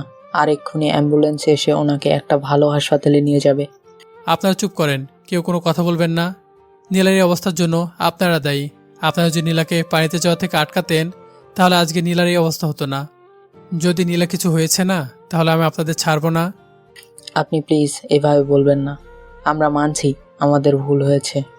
কথা বলা তার শেষ না হতেই অ্যাম্বুলেন্স এসে যায়। আমরা নীলাকে ভালো একটা হাসপাতালে নিয়ে যাই। ডাক্তার নীলাকে অপারেশন থিয়েটারে নিয়ে গেছে। এদিকে নীলের অবস্থা খুব খারাপ। সে নিজেকে কিছুতেই সামলাতে পারছে না। প্রিয়জনকে হারানোর ভয় খুব তীব্র হয়ে গেছে নীলের মনে। নীল শুধু আল্লাহর কাছে দোয়া করতেছে আর কান্না করতেছে, যেন আল্লাহ তার প্রিয় মানুষটিকে ঠিক করে দেয়। এদিকে অফিসের সকল স্টাফও অনেক চিন্তা করছে। তারাও নীলের এইরূপ অবস্থায় কিছুটা দুঃখিত। দীর্ঘ 4 ঘন্টা পর ডাক্তার অপারেশন থিয়েটার থেকে বের হলো। তখন নীল সবাই ডাক্তারের কাছে ছুটে গেল। ডাক্তার, নীলা কেমন আছে? ওর কিছু হয়নি তো? মুখে এক ঝলক হাসি দিয়ে বলল। আপনি প্লিজ একটু শান্ত হন, উনি এখন সম্পূর্ণ বিপদ থেকে মুক্ত। আপনারা ওনাকে ঠিক সময় হাসপাতালে নিয়ে এসেছেন বলেই আমরা তাকে বাঁচাতে পেরেছি। আমরা কি এখন নীলার সাথে দেখা করতে পারি? না, এখন না, ওনার জ্ঞান ফিরেনি। যখন জ্ঞান ফিরবে তখন আপনারা ওনার সাথে দেখা করতে পারবেন। আপনাকে অনেক ধন্যবাদ ডাক্তার, আমার নীলার জীবন ফিরিয়ে দেওয়ার জন্য। ধন্যবাদ দেওয়ার কি আছে, এটা তো আমাদের কর্তব্য। আর কোনো প্রয়োজন হলে আমাকে অবশ্যই ডাকবেন। তাহলে এখন আসি। জি ডাক্তার। সবার মুখে এমন এখন একটু হাসি রয়েছে, আর নীলও এখন অনেকটা স্বাভাবিক হয়ে গেছে। সবাই নীলার জ্ঞান ফেরার জন্য অপেক্ষা করতে লাগলো। নীলার কাছে নীলার হাত ধরে বসে আছে আর অপেক্ষা করছে কখন নীলার জ্ঞান ফিরবে। নীলার জ্ঞান ফেরার পর নীল, এই নীল, নীলা, তুমি এখন কেমন আছো? আমি এখানে কেন? আর তোমাকে এমন দেখাচ্ছে কেন? মনে হচ্ছে খুব কেঁদেছো। তুমি চুপ করো। তোমাকে কত বললাম পানিতে যেও না, কিন্তু তুমি আমার কোনো কথা শুনলে না। তোমার যদি এখন কিছু হয়ে যেত তাহলে আমার কি হতো? কান্না করতে করতে কথাটা বললাম। তুমি প্লিজ কান্না করিও না। আমি আর এমন করব না, তোমাকে কথা দিলাম। আসলে তুমি যখন কথা বলার জন্য দূরে গেলা, তখন আমি দেখলাম একটি ছোট ছেলে পানিতে ডুবে যাচ্ছে। তাকে বাঁচাতে গিয়ে একটি বড় স্রোত আসে, আর তারপর আর কিছু মনে নেই। তোমার কিছু হয়ে গেলে আমি কিভাবে বাঁচতাম বলো? তুমি কি একবার আমার কথা ভাবলে না? আমি কি জানতাম এমন হবে? আর আমি তোমাকে কখনো ছেড়ে যাব না, কথা দিলাম। আমাকে জড়িয়ে ধরে বললো, না তুমি মিথ্যুক, তোমার কোনো কথা আমি মানবো না। আমি বললাম তো আর কখনো করব না। আমার চোখের পানি মুছতে মুছতে বলল, এইটাই তোমার শেষ সুযোগ বলে দিলাম। ওকে বাবু। চুপ করো, আমি তোমার বাবু না। ওই, তুমি আমার বাবু, বুঝলা? না, আমি তো ছোট্ট বাবু, তাই কিছু বুঝি না। ওলে বাবা, আমার বাবুটা তো দেখছি রাগ করতেছে। আসো, আমি তোমার রাগ কমিয়ে দিচ্ছি। এটা বলার সাথে সাথে নীলা আমাকে তার কাছে টেনে নিল। আর যখনই ও আমাকে কিস করতে যাবে তখনই আমি তাকে সরিয়ে দিয়ে বললাম, না, এখন আর এগুলো হবে না, তুমি আগে সুস্থ হও তারপর। প্লিজ, শুধু একটা। না, এখন না, আমি তো বললাম সুস্থ হও তারপর দিব। তোমাকে কিভাবে রাজি করাতে হয় সেটা আমি ভালো করেই জানি। আচ্ছা, আব্বুর আম্মু কি আসছে? না, আমি ওদের কিছু বলিনি, না হলে ওনারা খামাকা টেনশন করবে। ভালো করেছো। আচ্ছা, তুমি কি এখানে একা? না, অফিসের সবাই আছে। তাহলে ওরা কই? সবাই বাইরে আছে। কথাটা বলা শেষ না হতেই সবাই এক এক করে ভিতরে ঢুকলো। ম্যাম, আপনি কেমন আছেন এখন? আলহামদুলিল্লাহ, এখন একটু ভালো আছি। শুনে খুব ভালো লাগলো। আপনার এই অবস্থা দেখে তো নীল খুবই শক্ত হয়ে গিয়েছিল, আর ওনাকে কিছুতেই আটকাতে পারছিলাম না। শুধু নীলা নীলা করে কান্না করেই যাচ্ছিল। পাগল একটা। আচ্ছা ম্যাম, আপনি রেস্ট নিন, আমরা সবাই হোটেলে যাচ্ছি। আচ্ছা যান, পরে আবার আসিয়েন। ওকে ম্যাম, তাহলে আমরা এখন আসি। সবাই চলে যাওয়ার পর ওই সবার সামনে এইভাবে আমাকে পাগল বললা কেন? তুমি পাগল, শুধু আমার পাগল, আর কারো না। এই বলে নীলা আমাকে জোরে ধরে কিস করতে লাগলো। তারপর, আরে তোমার কি এইটা ছাড়া কোনো কাজ নাই নাকি? না নেই, আমি আমার বাবুকে কিস দিছি, তোমার তাতে কি? তাহলে আমি কি মঙ্গল গ্রহ থেকে এসেছি? আমি কি জানি? তোমাকে জানতে হবে। এই, আমরা এখান থেকে কবে যাব? ডাক্তার কাল সকালে রিলিজ দিয়ে দিবে, শুধু রাতটা এখানে থাকতে হবে। ওকে, আমার তো বন্ধ হয়ে আসতেছে এখানে। এখন খাবারটা খেয়ে নাও দেখি, না হলে ওষুধগুলো খেতে পারবা না। আমার একটা শর্ত আছে, তাহলে আমি খাবার খেতে পারি। উফ, বলো কি সত্য? আমাকে খাইয়ে দিতে হবে, তাহলেই আমি খাবো, না হলে খাবো না। কেন, তোমার কি হাত কেটে গেছে যে তোমাকে খাইয়ে দিতে হবে শুনি? কেন, হাত কাটলে বুঝি খাইয়ে দিবা? এটা বলার সাথে সাথে নীলা পাশে একটা ছুরি দিয়ে নিজে হাত কাটতে যাচ্ছিল। আমি ওকে আটকে দিয়ে বললাম, আরে তুমি কি পাগল হয়ে গেলে নাকি? তুমি বললা হাত কাটা থাকলে খাইয়ে দিবা, তাই হাত কাটতে যাচ্ছিলাম। এইটা কি কোনো কথা হলো? ওকে, আমি খাইয়ে দিচ্ছি, এদিকে আসো। আমার বাবুটা খুব ভালো। এখন খেয়ে নাও। খাওয়া শেষ হওয়ার পর তুমি এখন ঘুমিয়ে পড়ো। বাবু, তুমি কি আমার সাথে ঘুমাবা আজকে প্লিজ? কিন্তু এতটুকু বেডে তোর ঘুমাতে কষ্ট হবে, তার চেয়ে ভালো তুমি এখানে ঘুমিয়ে পড়ো, আমি বরং ওখানে ঘুমিয়ে পড়তেছি। না, আমি তোমার বুকের উপর মাথা রেখে ঘুমাবো, প্লিজ বাবু। আচ্ছা, কি আর করার, ওর পাশে গিয়ে শুয়ে পড়লাম। তারপর নীলা আমার বুকের উপর মাথা রাখলো আর ঘুমিয়ে গেল। আমাকে এমনভাবে জড়িয়ে ধরে আছে যেন মনে হচ্ছে আমাকে ছেড়ে দিলেই আমি কোথাও পালিয়ে যাব। মেয়েটা একদম ছোট বাচ্চাদের মতো করে ঘুমাচ্ছে। তাকে দেখতে কোনো পরীর থেকে কোনো অংশ কম লাগতেছে না। আমি যেই ওর কপালের উপর থেকে চুলগুলো সরাতে যাব, ঠিক তখনই ও জেগে গেল। ওই, কি করছো? আরে তুমি ঘুমাও না এখনো? না, মনে আছে আজকে সকালে কি বলছিলাম? তোমার এখনো মনে আছে কি বলেছিলাম? আমার বাবু আমাকে একটা কথা বলছে, আর আমার মনে থাকবে না তা কি করে হয়? এখন তাড়াতাড়ি করে দাও তো, আমি ঘুমাবো। বাবু এখন না প্লিজ, আমি খুব ক্লান্ত, আমি এখন ঘুমাবো। না, আমি কোনো কথা শুনবো না। এই বলে নীলা বুকের উপর থেকে মাথা উঠিয়ে আমার দিকে এগিয়ে আসলো। আমি ওকে এইভাবে দেখে বুঝে গেলাম যে আমি ওকে আর থামাতে পারবো না, তাই আমিও তার কাজে রেসপন্স দিতে লাগলাম। নীলাটার গোলাপি ঠোঁটগুলো নিয়ে আমার ঠোঁটের দিকে এগিয়ে আসতে লাগলো। আমার ঠোঁটের সাথে তার ঠোঁট এক করে দিল। আর ছাড়া কোনো নাম নেই। এদিকে আমার অবস্থা বেশ খারাপ হয়ে যাচ্ছে। আমি কোনো মতো ওকে আমার থেকে সরিয়ে নিলাম।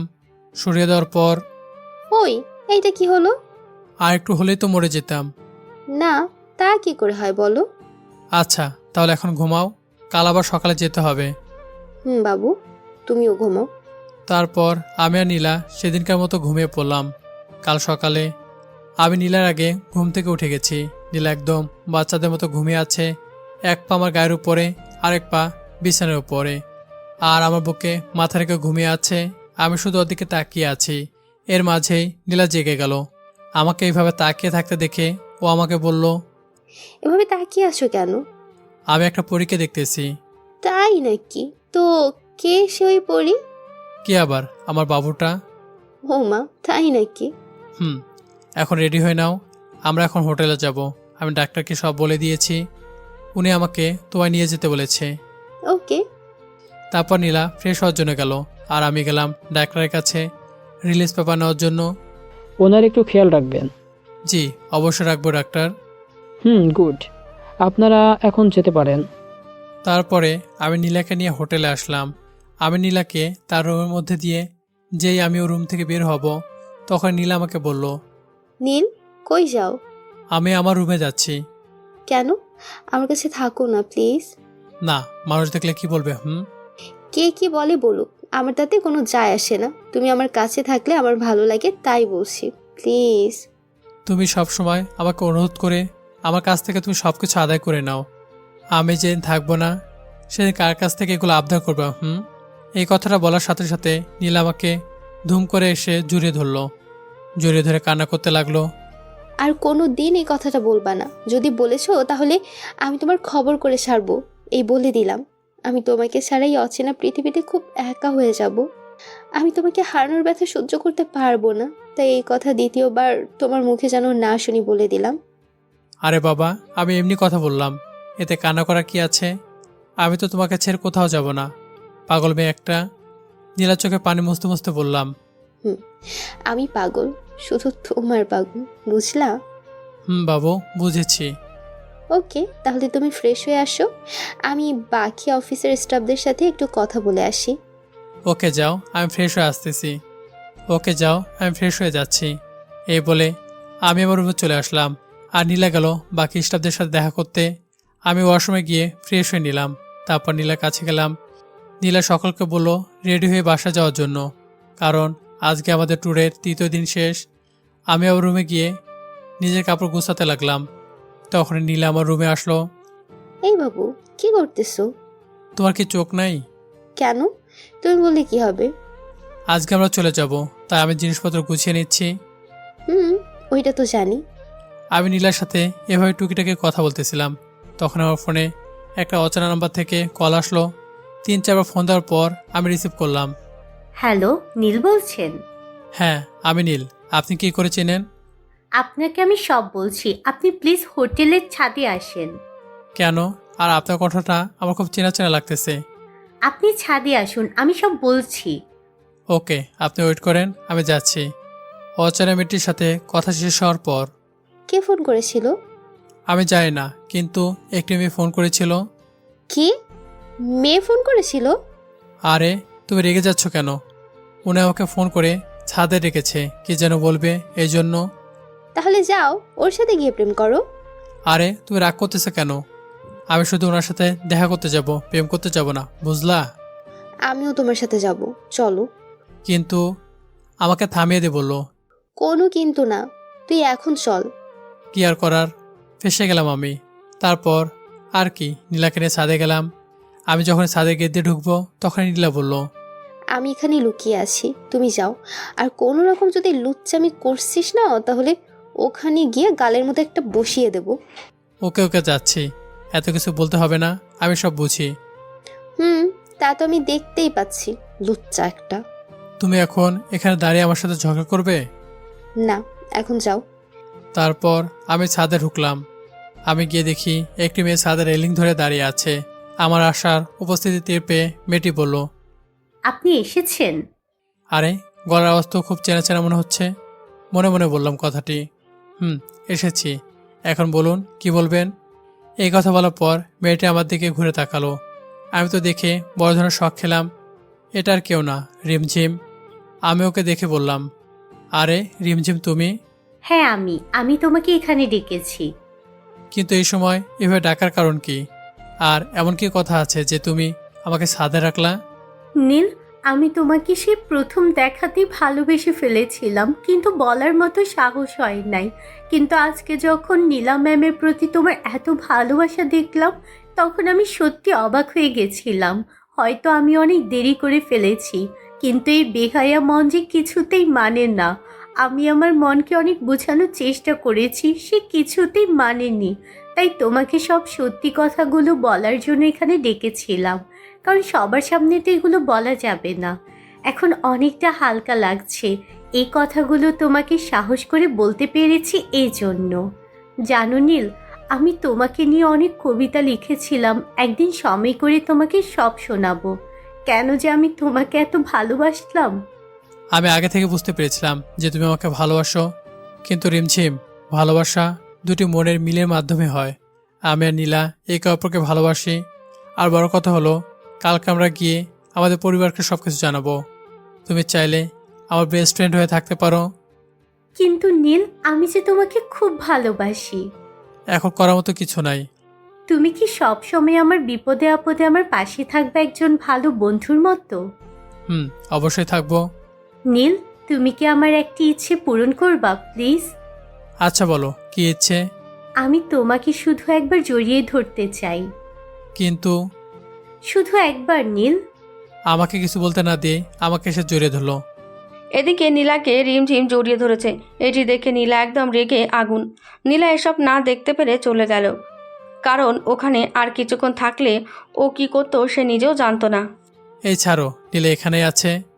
সরি, আসলে নিজেকে সামলাতে পারিনি। এখন নিচে চলো। তারপর আমি আর রিমঝিম নিচে গেলাম।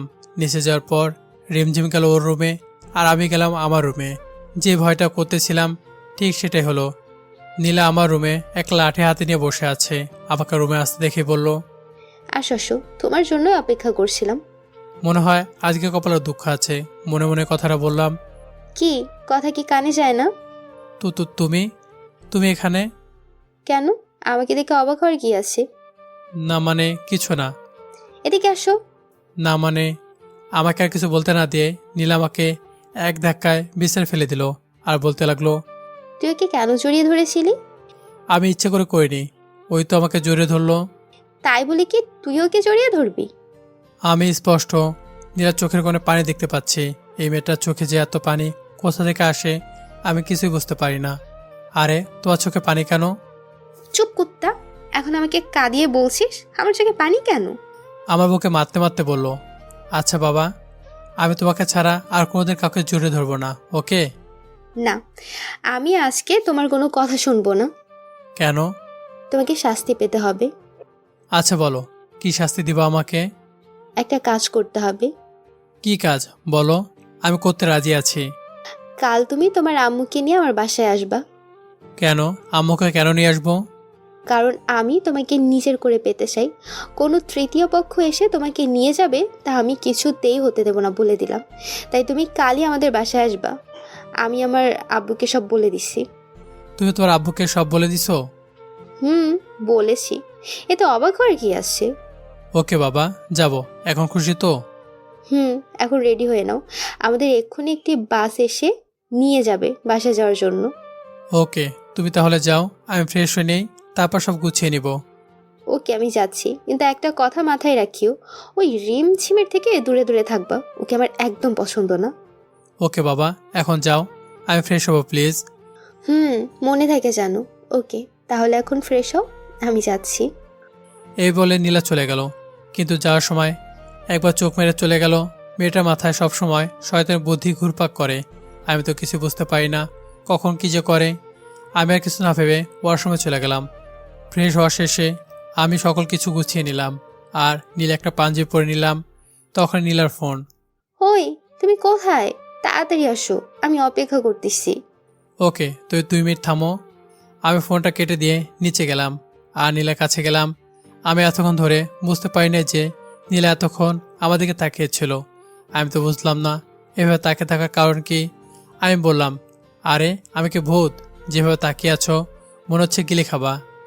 নীল, তোমাকে নীল রঙের পাঞ্জাবিতে অনেক সুন্দর লাগছে। আমি ওইটাই দেখতেছিলাম। হয়েছে, এখন চলো, দেরি হয়ে যাবে বাসায় ফিরতে। চলো। আমার কথায় ওর ঘোর কাটলো। তারপর আমি আর নীলা বাসের ভিতরে গেলাম। বাসের ভিতরে গিয়ে একই কাহিনী। বাসের ভিতরে সবাই আমার দিকে তাকিয়ে আছে। আমিও এতক্ষণ নীলার দিকে একদম তাকাই নেই। নীলও একটা নীল শাড়ি পরেছে, এই জন্য আমার আর নীলার দিকে সবাই এভাবে তাকিয়ে আছে। অবশেষে একজন বলে উঠল, আপনাদের দুজনকে খুব ভালো লাগছে, যা ভাষায় প্রকাশ করা সম্ভব না। আমরা একদম নীরব হয়ে গেছি। কি বলবো কিছু ভেবে পাচ্ছি না। আমরা আর কিছু না বলে বাসের সিটে বসে পড়লাম। বাস চলছে তার আপন গতিতে। আমি আর নীলা টুকটাকি কথা বলতেছিলাম। এমন সময় নীলা বলল, নীল, আমার না খুব ঘুম লাগতেছে। ওকে, ঘুমাও। আমি তোমার কাঁধে মাথা রেখে ঘুমাবো। এই বলে নীলা তার মাথা আমার কাঁধে রেখে ঘুমানোর চেষ্টা করতে লাগলো। আমি ওর মাথায় হাত বুলিয়ে দিতে লাগলাম। কিছুক্ষণ এইভাবে হাত বুলিয়ে দেওয়ার পর নীলা ঘুমিয়ে পড়ল। ঘুমন্ত অবস্থায় তাকে অসাধারণ দেখতে লাগে। মনে হচ্ছে কোনো নিষ্পাপ শিশু আমার কাঁধে মাথা রেখে ঘুমিয়ে আছে। বাসের জানালা দিয়ে চাঁদের আলো সে তার মুখের উপর পড়ছে। চাঁদের আলোয় তাকে দেখতে আরও সুন্দর লাগছিল। আমি যত ওর দিকে তাকাই তত ওর মায়ে পড়ে যাই। মেয়েটা যে কেন এত কিউট, ওর মুখের মধ্যে এভাবে যে কতক্ষণ তাকিয়েছিলাম আমি নিজেও জানি না, কিন্তু মন চাইছে আরও তাকিয়ে থাকি। এভাবে তাকিয়ে থাকতে থাকতে আমি কখন যে ঘুমিয়ে পড়েছি নিজেও জানি না। কাল সকালে ওই নীল, ওঠো, আর কত ঘুমাবা? সবাই প্রায় জেগে গেছে। আর একটু ঘুমাই প্লিজ। ঘুম ঘুম অবস্থায় বললাম। না, ওঠো, নাহলে পানি ঢেলে দেবো। কি আর করার, এত সুন্দর একটা স্বপ্ন দেখছিলাম, সব নষ্ট করে দিল। তুমি কখন উঠলা? তোমার একটু আগে উঠলাম। কেন? না, এমনি বললাম আর কি। আমরা আর কিছুক্ষণের মধ্যে চলে যাব আমাদের গন্তব্যস্থলে। দিনগুলো কেমন কাটলো তোমার? কোন দিনগুলো? ট্যুরে আমার সাথে কাটানোর দিনগুলো কথা বলছি। অবশ্যই অনেক ভালো কেটেছে, কারণ এই ট্যুরে তো আমি আমার বাবুটাকে পেয়েছি। বাবু। আরও নানার কথা বলতে বলতে আমরা আমাদের অফিসের সামনে চলে আসলাম। সবাই যে যার মতো চলে গেল, কিন্তু আমার কেন জানি যেতে ইচ্ছে করতেছে না। খুব ভালো দিনগুলো কেটেছিল, তবু তো যেতেই হবে। আমি একটা রিক্সা ভাড়া করলাম। তখন নীলা এসে বলল, আজকে ঠিক বিকেলে তোমার আম্মুকে নিয়ে আমার বাড়িতে আসবা, আমি অপেক্ষায় থাকবো। ওকে, আমি যাব। এই বলে নীলা তার বাসায় আর আমি আমার বাসায়। আমার বাসায় চলে আসলাম। বাসা আসার পর, কিরে, সেই যে গেলি আর কোনো ফোন দিলি না? জানিস আমি কত চিন্তা করছিলাম। আম্মু তুমি রেডি থেকো, আমরা আজকে বিকেলে নীলা বাসায় যাব। কেন রে, আমাদের কি যেতে বলেছে? তারপর আম্মুকে সবকিছু বুঝিয়ে বললাম। আম্মু অনেক খুশি হয়েছে। আম্মু নীলাকে খুব পছন্দ করতো। ওখানে এত কিছু হয়ে গেল, আমাদের বলাটা কি তুই প্রয়োজন মনে করিসনি? আসলে ওইরকম সময় পাইনি। তুই তো দেখছি তলে তলে অনেক দূর পর্যন্ত চলে গেছিস। আমার কান টেনে বলল, আর আম্মু তুমিও না? একটু লজ্জা পেয়ে বললাম। হয়েছে, প্রেম করার সময় এত লজ্জা করে নাই, আর এখন লজ্জা করতেছে। দিব একটা কানের নিচে, এখন যা। কে থাকবে ওইখানে মায়ের খাওয়ার জন্য? আমি আম্মুর কাছ থেকে চলে আসলাম। তারপর রুমে এসে বিছানায় গা এলিয়ে দিলাম। বিকেলে আমি ঘুম থেকে উঠে ফ্রেশ হয়ে নিচে গেলাম। নিচে গিয়ে দেখি আম্মু নিচে বসে আছে। আমাকে দেখে বলল, কি রে, তোর কি হলো? চলো আম্মু। তাড়াতাড়ি চল, সন্ধে হয়ে গেল তো। চলো। তারপর আমি আর আম্মু বেরিয়ে পড়লাম নীলাবাড়ির উদ্দেশ্যে। আমরা নীলাবাড়িতে যখনই ঢুকতে যাব তখন কে যেন নীল বলে উপর থেকে চিল্লে উঠল। উপরে তাকে দেখি নীল আমার নাম ধরে ডাকছে। তারপর সে দৌড়ে এসে দরজা খুলে দিল। দরজা খোলার পর, আন্টি, আসসালামু আলাইকুম। ওয়ালাইকুম আসসালাম। কেমন আছো মা? জি আন্টি, ভালো আছি। আপনি কেমন আছেন? আলহামদুলিল্লাহ ভালো আছি। আর শোনো, এখন থেকে মা বলে ডেকো, কেমন? জি অবশ্যই ডাকবো। লজ্জা একটু লাল হয়ে গেছে। আরে, আমাদের কি বাইরে দাঁড় করে রাখবা নাকি ভিতরে আসতে বলবা? এই কথা বলার সাথে সাথে নীলা আমার দিকে রাগে দৃষ্টিতে তাকালো। ওরে অবস্থা দেখে আমি হাসি আটকাতে পারছি না। নীলা তবুও নিজেকে সামলে নিয়ে বলল, ওরে কুত্তা, বিয়েটা হোক, তারপর আমি তোকে দেখে নেব। না না, আসো, ভেতরে আসো। আমি জানি মিস নীলা, আপনি আমাকেই গালি দিচ্ছেন। মনে মনে কথাটা বললাম। চলো আম্মু। আমরা ভিতরে গিয়ে একটা সোফায় বসলাম। কিছুক্ষণ পর নীলা ও তার আব্বু আম্মু আসলো। তারা আমাদের সামনের সোফাটিতে বসলো আর নীলা আমার পাশে বসলো। এটা দেখে নীলার আব্বু আম্মু মুচকি মুচকি হাসতেছেন। তখন নীলার আব্বু বলতে লাগলো, তুমি তাহলে সেই নীল? জি, আমি সে নীল। তোমার কথা আমি আমার মেয়ের মুখে অনেক শুনেছি, কিন্তু আমি যা মনে করেছিলাম তুমি তার থেকেও অনেক ভালো। বাবা, তুমি কি পারবা আমার এই পাগলি মেয়েটাকে সামলে রাখতে? আঙ্কেল, সব সম্পর্কের মধ্যে কষ্ট থাকে, কারণ কষ্ট ছাড়া মানুষ মানুষের মূল্য বোঝে না। আর কষ্ট ছাড়া সুখ কখনো সম্ভব না। আর যদি কষ্ট ছাড়া সুখ পাওয়া যায়, তবে সেই সুখ বেশি দিন স্থায়ী হয় না। আমাদের মহান আল্লাহ তাআলা কষ্টের পরে সুখ রেখেছেন। তবে আমি আপনাদের এতটুকু বলতে পারি যে আপনার মেয়ের কোনো রকম কষ্ট আমি হতে দিব না। তার চোখ দিয়ে এক ফোঁটা পানি আমি ঝরতে দিব না। তাকে আমি ভালোবাসা দিয়ে আগলে রাখবো। তাকে কোনো রকম কষ্ট দিব না, সবসময় সুখে রাখবো। বাবা, তোমাকে অনেক ধন্যবাদ। তুমি আমাকে সম্পূর্ণ চিন্তামুক্ত করলা। আমি তোমার মতোই একটা যোগ্য ছেলে খুঁজতেছিলাম। বলতে হবেই আমার মেয়ের পছন্দ খারাপ না। জি আঙ্কেল। তাহলে আমরা আগামী 3 দিনের মধ্যে বিয়ের কাজ সেরে ফেলি। আপনারা যেটা ভালো বুঝবেন সেটাই হবে। আম্মু, তোমার মতামত কি? তাড়াতাড়ি হলে ভালোই হয়। কথার মাঝখানে নীলা বলে উঠল, বাবা, আমার নীলের সাথে একটু কথা আছে। কি কথা বলো? ভাবতে ভাবতে বললাম, না, সবার সামনে বলা যাবে না। তুমি আমার সাথে চলো আমার রুমে। ওকে চলো। আমি নীলার পিছনে পিছনে ও রুমে গেলাম। তারপর নীলা হঠাৎ করে রুমের দরজা বন্ধ করে দিল। আরে, দরজা কেন বন্ধ করছো? আঙ্কেল আন্টি কি মনে করবে? চুপ কর কুত্তা, অনেক পালিয়ে বেরিয়েছিস, এখন তোকে আমি আর ছাড়ছি না। এই বলে আমার উপর ঝাঁপিয়ে পড়ল। আমি তাকে ছাড়ানোর অনেক চেষ্টা করলাম, কিন্তু কিছুতেই পারলাম না, কারণ ও আমাকে শক্ত করে জড়িয়ে ধরে আছে। অবশেষে আমিও তার কাজে রেসপন্স দিতে লাগলাম।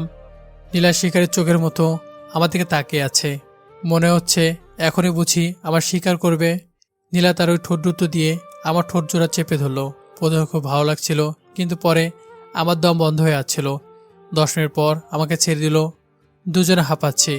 এই, এটা কি করলা? ভালো লাগেনি? আচ্ছা আসো, আরেকটা দিই। না হয়েছে বোন, আর দিতে হবে না। মজা করে বোন বললাম। ওরে কুত্তা, কি বললি? 3 দিন পর বউ হব আর এখন বোন বলছিস? তবে রে। কে থাকবো এখানে? আমি তো থাকবো না ভাই। কিছুক্ষণ পর আমরা চলে আসলাম। আমাদের বিয়ের কার্যক্রম শুরু হলো। সব কেনাকাটা শেষ। দেখতে দেখতে গায়ে হলুদ শেষ। আজকে আমাদের বিয়ে। বাসা অনেক মেহমান। সবার মাঝে একটা ভালো লাগা কাজ করতেছে, কিন্তু আমার মাঝে এক অজানা ভয় কাজ করতেছে। দেখতে দেখতে সেই মূল্যবান সবাই চলে আসলো। আমি নীলাকে বিয়ে করে নিয়ে আসলাম। আমি একটা জিনিস দেখে অবাক হলাম যে নীলা আসার সময় কোনো কাঁদলো না। আমি ছাদে দাঁড়িয়ে আছি আর ভাবছি আজকে কি থেকে কি হয়ে গেল। কিছুদিন আগে প্রেমিকা ছিলাম, আর আজকে স্বামী স্ত্রী। কেন জানি ওই চেনা রুমটাতে ঢুকতে ভয় করতেছে। তবু ছাদ থেকে নেমে বুক ভরা সাহস নিয়ে আমি রুমে ঢুকলাম। রুমে ঢুকে দেখি নীলা ইয়া বড় একটা ঘুমটা দিয়ে বসে আছে। আমাকে দেখে দৌড়ে এসে আমার পা ধরে সালাম করলো, আর আমি তাকে উঠিয়ে আমার কোলে তুলে নিলাম। এই, কি করছো? পড়ে যাবো তো। কেন, আমার উপর কি তোমার বিশ্বাস নেই? আমার নিজের থেকেও বেশি বিশ্বাস করি তোমাকে। আমি ওকে নিয়ে বিছানায় বসালাম আর ওর ঘুমটাটা খুলে দিলাম। নীল, আমি তোমার বুকের উপর মাথা রাখতে পারি? আরে পাগল, এটার জন্য কি আমার অনুমতি নিতে হবে? তারপর নীলা আমার বুকের উপর মাথা রাখলো। আমার কিছু শর্ত আছে, সেগুলো তোমাকে মানতে হবে, পারবা? বলো। তাহলে শোনো। 1, আমাকে ছাড়া অন্য কোনো মেয়ের সাথে কথা বলবা না। 2, আমি রাগ করলে আমাকে জড়িয়ে ধরে কিস করতে হবে। 3, আমাকে ছেড়ে কখনো যাবা না। আমি তোমার সব শর্তে রাজি। তাহলে আমাকে এখন আদর করো। আমি আদর করতে পারি না তো। চুপ শয়তান, এখন আদর করতে পারো না। নীল, আমি তোমার কাছে আরও একটি জিনিস চাই, আমাকে দিতে পারবা? বলো। আমার না ছোট্ট একটা নীল চাই। এটা বলার পর একদম লজ্জা লাল হয়ে গেল। না, আমার একটা ছোট্ট নীলা চাই। না, আমার ছোট্ট একটা নীল চাই। ওকে বাবু, তাহলে চলো আমরা আমাদের ক্রিকেট টিম গঠন করার কাজ শুরু করি। পরে কি হলো সেটা আপনাদের বা আমার না জানলেও চলবে। চলুন এখন চলে যাই। তো বন্ধুরা, আজকের গল্পটি এখানেই শেষ। আগামী গল্পে আবারও দেখা হচ্ছে। সেই পর্যন্ত ভালো থাকবেন, সুস্থ থাকবেন। আল্লাহ হাফেজ।